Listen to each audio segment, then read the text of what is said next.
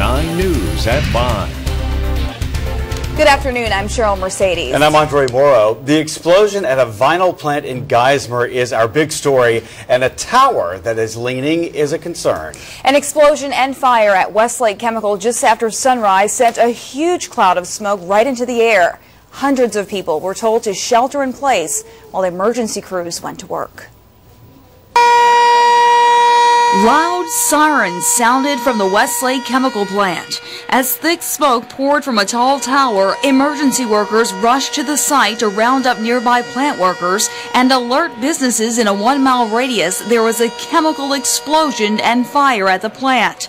Ascension Parish Office of Emergency Preparedness Director Rick Weber says an estimated 300 people were instructed to stay indoors. And we use a system called First Call to do a reverse 911 to notify everybody to shelter in place around the facility. Firefighters and hazmat crews were able to get the fire under control shortly after the explosion. The plant's environmental health and safety manager, Karen Consari, says 3 chemicals, including a mixture of gas used to make plastic like PVC pipes, hydrochloric acid, and chlorine burst into flames. During the restart of our vinyl chloride monomer plant, we had an explosion and fire.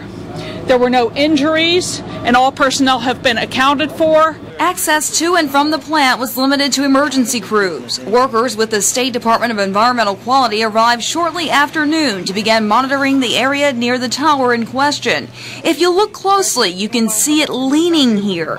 Parish emergency workers reported no one outside of the plant had been impacted by the blast. We're not getting any readings at all on our air monitoring equipment. The shelter-in-place order was lifted just before noon. Inspectors from several state agencies were called in to answer the questions that remained.